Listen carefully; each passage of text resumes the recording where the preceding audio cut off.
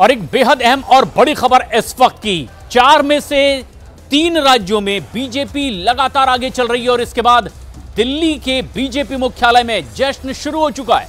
Party के दिग्गज नेता बीजेपी मुख्यालय पहुंचने भी शुरू हो गए और इस बीच बीजेपी नेता अनिल बलूनी, रविशंकर प्रसाद पार्टी मुख्यालय पहुंच चुके हैं। वहीं संजय मयंक भी बीजेपी दफ्तर में नजर आए हैं और माना यह जा रहा है कि एक जश्न की बड़ी तैयारी अब बीजेपी मुख्यालय में, और शाम को खुद प्रधानमंत्री नरेंद्र मोदी की भी मौजूदगी हो सकती है। लेकिन यह तस्वीर देखिए, अनिल बलूनी की मौजूदगी, संजय मयंक भी बीजेपी ऑफिस पहुंच चुके हैं।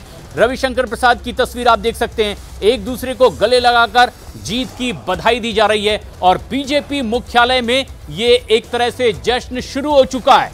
4 में से 3 राज्यों में बड़ी जीत की तरफ बीजेपी जाती दिखाई दे रही है और दिल्ली में बीजेपी दफ्तर में जश्न का माहौल है। यहां की ये तस्वीरें भी अब सामने आ रही है, जहां बीजेपी के कई वरिष्ठ नेताओं की मौजूदगी है।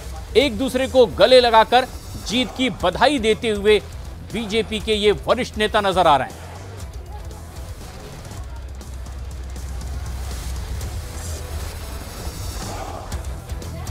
बीजेपी नेताओं का दावा है कि उनकी उम्मीद के मुताबिक ही ये जीत मिलती दिखाई दे रही है और जश्न अभी से शुरू हो चुका है।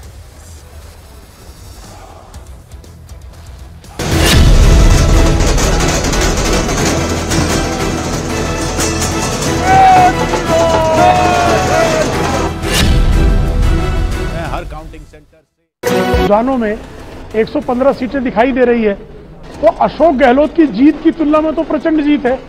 और मध्य प्रदेश जो लोग कह रहे थे कांटे की टक्कर है, वहां कांग्रेस का कांटा ही निकल गया, वहां कोई टक्कर ही नहीं रही, तो ये प्रचंड जीत। और छत्तीसगढ़ में तो सारे चैनलों ने कह दिया था, सारे सर्वे एजेंसियों ने कह दिया था, सारे एग्जिट पोल ने कह दिया था, भूपेश का भूपे चल गया था।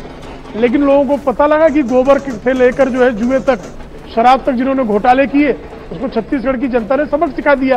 तो छत्तीसगढ़ की जीत भी प्रचंड जीत है, प्रचंड जीत है। और राजस्थान की जीत भी पिछली बार कांग्रेस की जीत की तुलना में प्रचंड जीत है। प्रेम शुक्ला जी, रोक रहा हूं आपको। दिया कुमारी जी हमारे साथ जुड़ रही हैं जयपुर से। दिया कुमारी इस बार विधानसभा चुनाव लड़ी और वहां पर बड़ी जीत हासिल की है, उन्होंने भी और बीजेपी ने भी बढ़त हासिल की है। दिया कुमारी जी हमारे साथ हैं। दिया जी, आपको मेरी आवाज मिल रही है?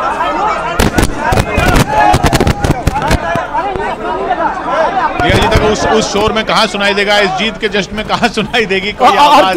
किशोर, दिया कुमारी मेंबर ऑफ पार्लियामेंट थी, उनको बोला गया चुनाव लड़ने के लिए और वो चुनाव लड़ी और एक बहुत सेफ सीट भी थी, इसमें कोई दो राय नहीं है दिया कुमारी की, जहां पर वो चुनाव जीत के आई हैं। लेकिन राजस्थान में कौन मुख्यमंत्री होगा, ये बहुत बड़ा सवाल अब होने वाला है। राजस्थान में मुख्यमंत्री पद का दावेदार कौन होगा? दावेदार तो कई है, लेकिन कौन होगा वो बड़ा यक्ष प्रश्न होने वाला है।